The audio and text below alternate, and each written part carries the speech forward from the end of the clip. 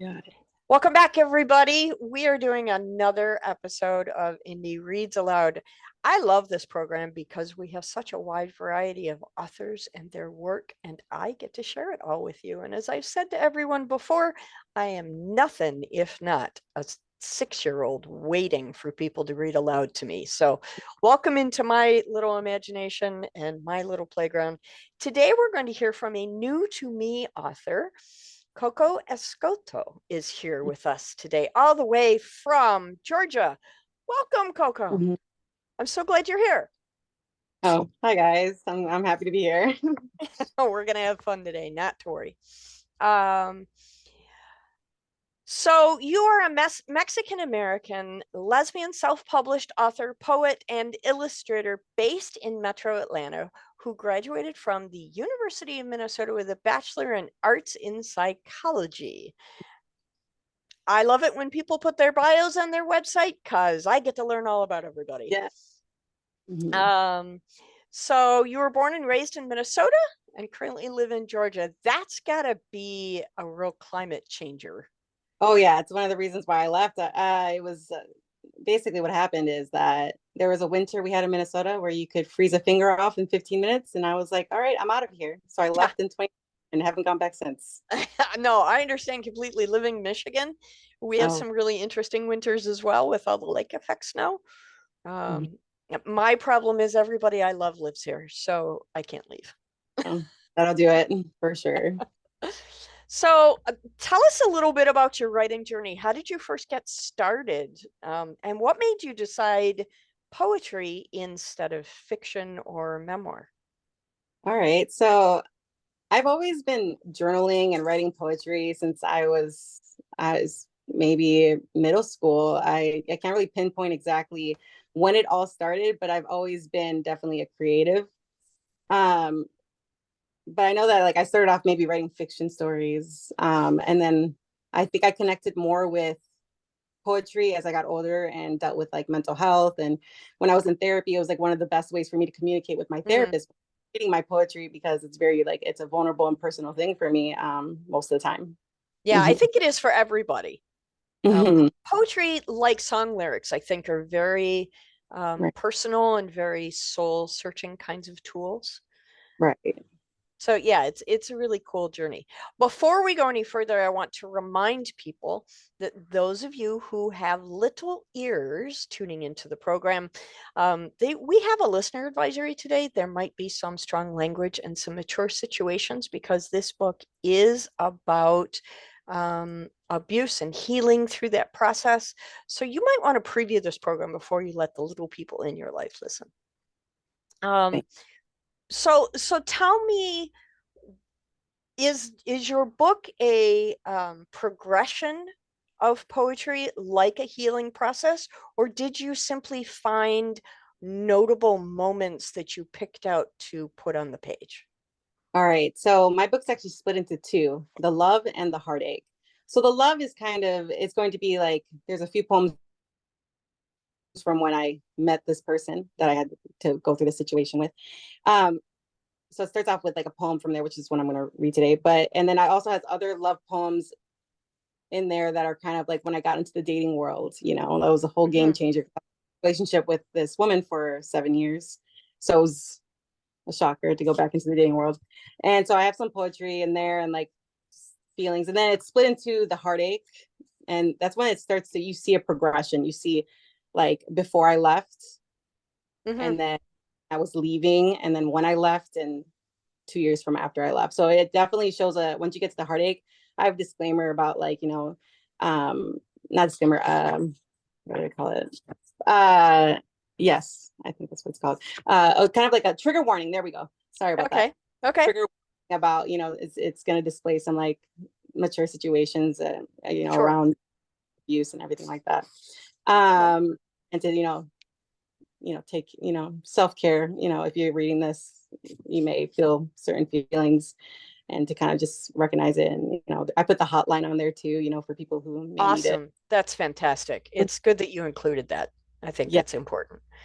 So, when you are ready, I'm really interested to hear your work. Poetry is just such an interesting genre because it's different for everybody, not Mhm, just the reader, but for the listener as well, much mhm. like music. So, I'm excited to hear you read.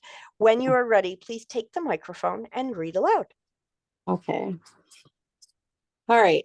So the first poem, I actually have illustrations in this book that I made. Sorry, I forgot to mention that. So each poem has an illustration I made that I made with each title. So I'll Okay. show it on here. So the first poem is called Whiskey Kisses. It may be backwards, I'm not sure. Okay. Nope, that's great. And so this one's called Whiskey Kisses. And this is in the chapter of the love. So this is when I first met my partner at the time. Here I am again, so into you. Those lips, that smile, those drunken kisses that my sober mouth can taste. The way your voice sounds when you talk and laugh. How you pick on me because we are different and yet have a soft spot to let me in. And your scent. I love your scent. The way you smell makes me high. Oh, and when you kiss me, I am breathless. I let go. Your heart could be my home. I could really love you if only you would let me. And if you love me, let me know because I really don't have to go. So that was the first Very one. nice. And the Mhm. and the next? And then the next one. So I'm going to read Three from the Heartache. This is before I left. It's called Let Me Go. And this is the illustration that comes with it. Okay. It goes, I have to say this. If you love me, then why do you hurt me? That is not love. If you loved me, you would end this. You would end us like those words that spout from your mouth that throw jabs at me, making me black and blue. All that strength and breath you waste on repeatedly cutting me down to where I feel so little when you can cut the strings that our relationship is dangling from. You have enough strength to hurt me. You have enough strength to set me free. So here are the scissors. Let me hit the ground. You did this to us. You wouldn't leave an animal you've injured to slowly die. You would rid it of its misery. Wow. That's um the emotional flick of the switch between those two pieces. And Mm-hmm. that's the only way I can really think of it is one is so bright and Mm-hmm. wispy and cloud-like beautiful, and the other one is almost like instant darkness. Mm-hmm. And the two together, such a dichotomy. Really well done. Very nice. Keep reading. I want to hear some more. All right. This one's called May. So this was a year after I left. And it goes like this. And here's the illustration before I forget. Okay. This is when I left, who would have thought my world would have changed the way that it did? From home owning to apartment living, from living together to living on my own for the first time. One of the biggest challenges, one of my greatest milestones, the very thing you thought I was incapable of doing. So, how does it feel to know that I can live without you? And now it's been a year. I thought I'd never stop loving you. I thought I'd regret leaving you. It was the best decision I have ever made because leaving you was self defense. Leaving you was an act of self love. Nice. I really enjoy the powerfulness of that piece. Thank you. It's very cool. Okay, read another one. All right. This one is 2 years after I left, and it's called I Kept My Word.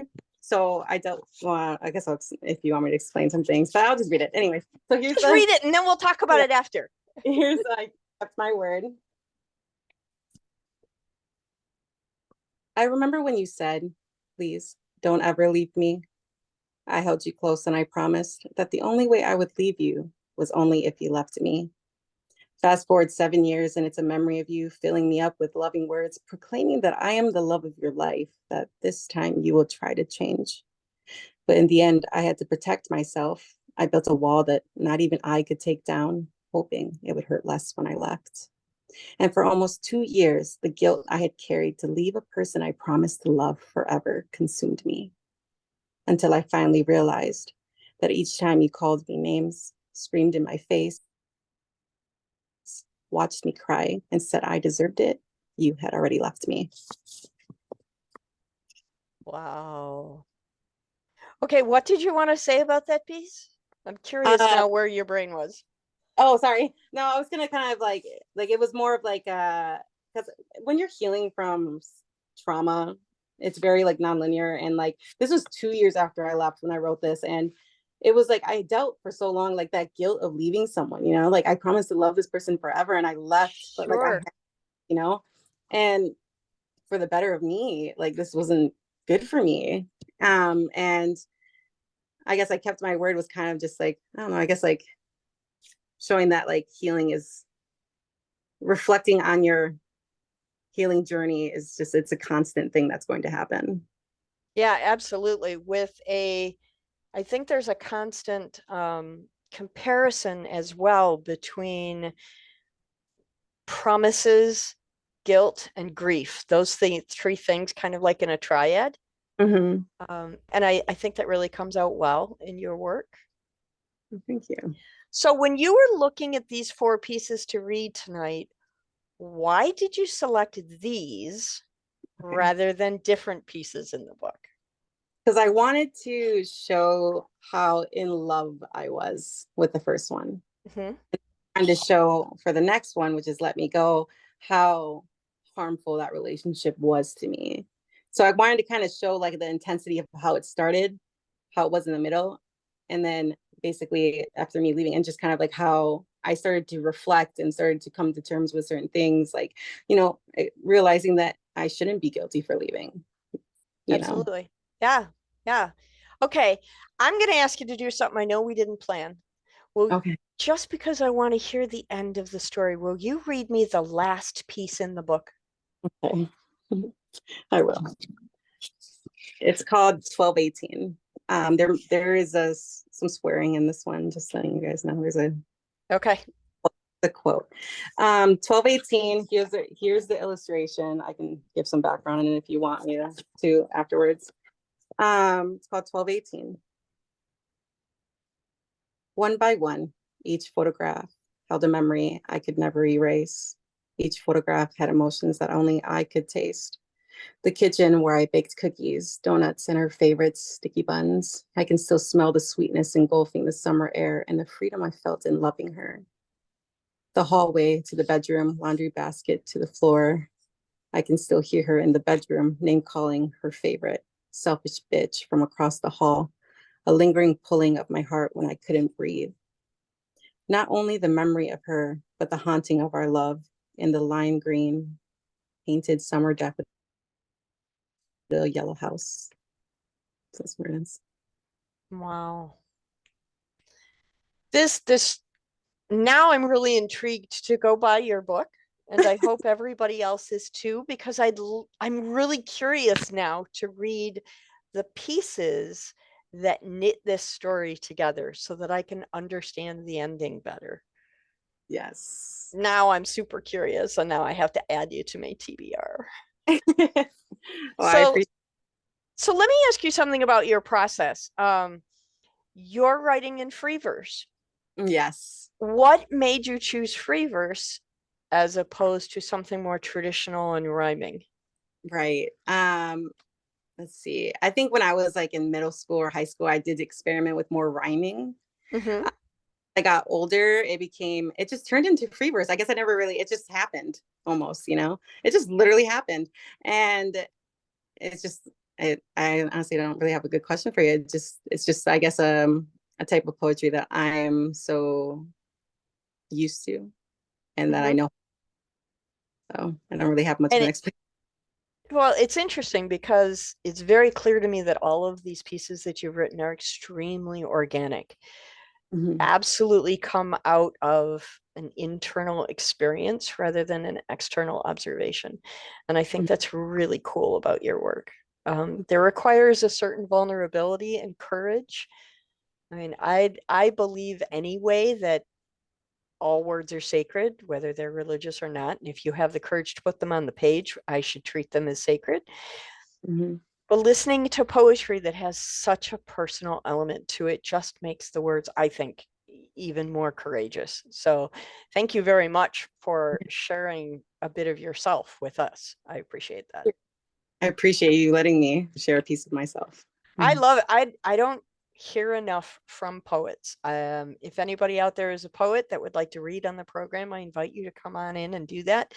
I think we need more poetry shared on the program. So I'm very grateful that you came on the show today. Thank you so much. Do we have anything else coming in the works from you? Is there going to be another book? So I'm actually working on the audiobook version of this book. Nice. So that's what I'm working. And I do have a kind of a chapbook coming. It's tentatively called Young Love. It would be like maybe 25, 30 poems from the love and the heartache in the perspective of me as a teenager when I was younger. So those are poems from when I was a teen. So Okay. Awesome. Awesome. mhm, Very cool. I'm looking forward to that. mhm. Thank you so much. I hope that when you finish that book, you'll come back and read for us again. Thanks. Thank you. Mhm.